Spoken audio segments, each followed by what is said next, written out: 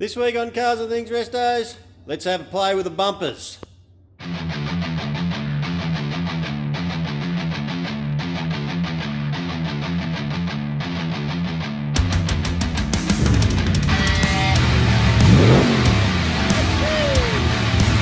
morning guys, we're here at the Holden Bonnet Walk.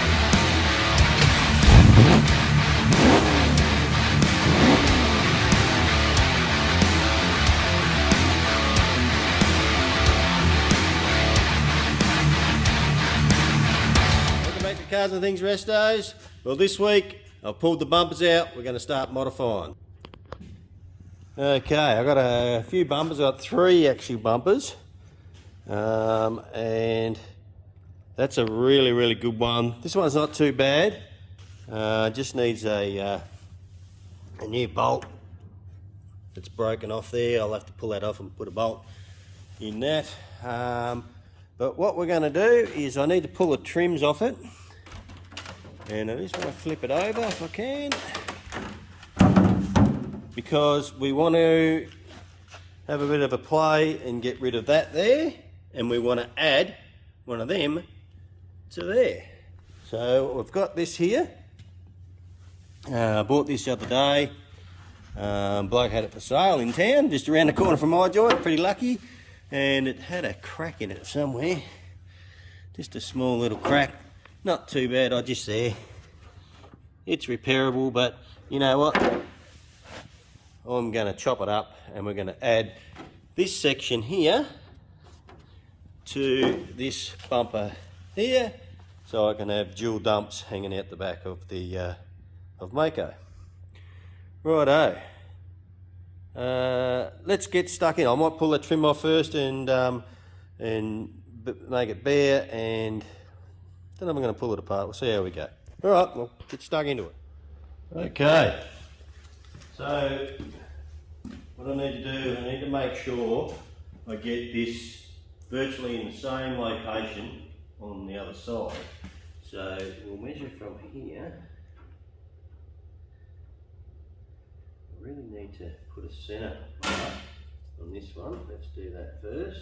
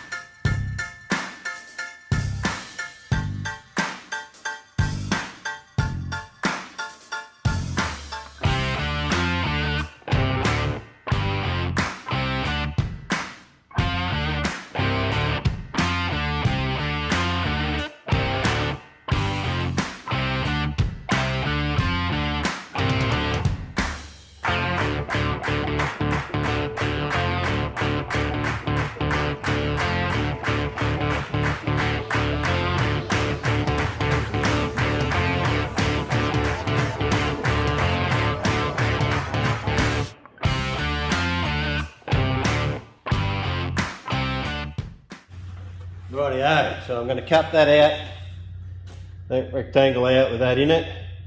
Then I'm going to put the centre line on that one, trace this around there, and cut that square out, put it in there, and we'll see if we can attach it in there. Anyway, I'll go and do that, and I'll show you what I've got done when I've finished. Bit of rooting around.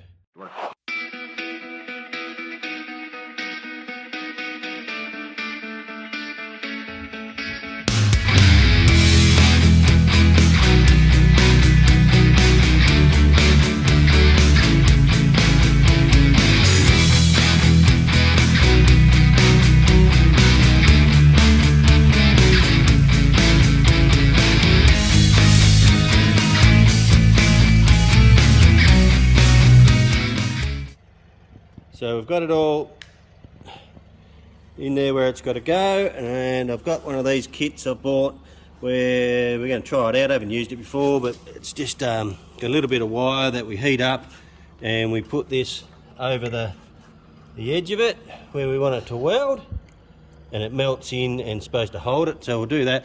But before I do that, I want to chamfer the other side of it. Take it off and I'll show you what I mean.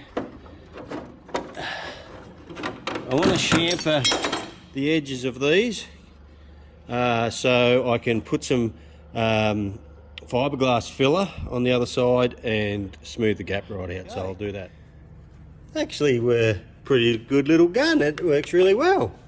I just put a couple in there then, just had it clamped, and I've stuck a few. I'm going to put a heap more in it yet. I'm going to all the way around. We've got a little bit of a gap there we're going to have to fill in. That's all right. And it's actually holding pretty nice.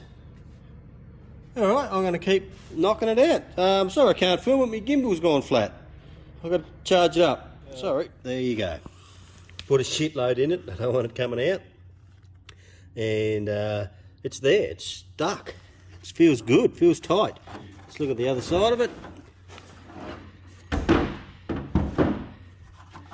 Looks pretty good, feels flush. And I'm going to fill all that gap with a bit of fiberglass and file it all back. Yep, feels pretty good. Let's see what it looks like on the ground. How are we going to do it? How am I going to do it? Probably need to put it on the car to show it. Righto, there it is. Also took the what is it, the Towbar one out of it. So now what I'm going to have to do is I'm going to have to cut this out and whack this up. Look like a bit like that. So what I think I'll do is I'll slice some out of here, get a bit of pipe and tap it up till it touches, and then re-weld it, and we can have a dual 3-inch dumps out the back, brother, yeah? Yeah. Yeah, it's a little bit of effort. I'm probably not going to see much, but you know what? Those are the little things that count. Okay, so we're attempting to make one of those over here. Okay, so what I was going to do is cut it out and smack it up. That wasn't going to happen, couldn't do that. So what I had to do is I've cut it out at the back, and I've made that to go in there. As you can see, it looks like a freaking peak off a cap or something. But that's what I've had to do. I've made that. That's going to sit up in there like this, as such. And I'll weld that in there and grind it all flat, and it'll look something like the other side, but it'll be enough for the exhaust to poke through. Whoop, look to the camera, dickhead. So it'll be enough for the exhaust to poke through and not hit, and should look pretty sweet. So here we go. Righto, there we are, done. Oh, get down under here. So that's the original side. It's a little squarer, it's not as round. And then we look over this side, and it's nice and round. But the exhaust is going to poke down there, it's going to look pretty cool. It's just, as we say, it's just the little things that we're doing that hopefully people will notice. Because when I went to Motorex, I checked out every rear bumper on every early model Commodore to see what they done. No one does anything like this, they all dump them before the diff. So if we can put a 3-inch tip or 3.5-inch tip dump down, just coming out the back there, should look sweet. And you can see I've just filled these with fiberglass. Going to rub them back flat, and they should be sweet as well. Looking the goods. Well guys, today I'm taking the bonnet. I'm getting stuck into it. Looks like some dill pickle has jumped on the bonnet of this as well. If you can have a look here, see that's all pushed down, crushed, come down. So they jumped on the roof and they've jumped on the bonnet as well. They probably ran up and stepped straight in the middle of the bonnet and then on the roof, which has fucked the bent all this down, it all needs re-gluing. But we probably don't even need that because we're going to have our dirty big stinking blower sticking straight out there. So how about we cut all this inner frame out, because I don't need this. So I'm going to lop it straight through here, and through there and down there. And I just hope we don't have to go too far back, but I'm going to do that for now until we're ready to cut the hole in the bonnet. This bonnet's not real flash. It needs a little bit of work here and there. But this is the original bonnet off Mako. And it's actually got some holes drilled in it. Someone's must have put a fake scoop on it. But you know, it is what it is. It's a bit average. I've got 3 VH bonnets here.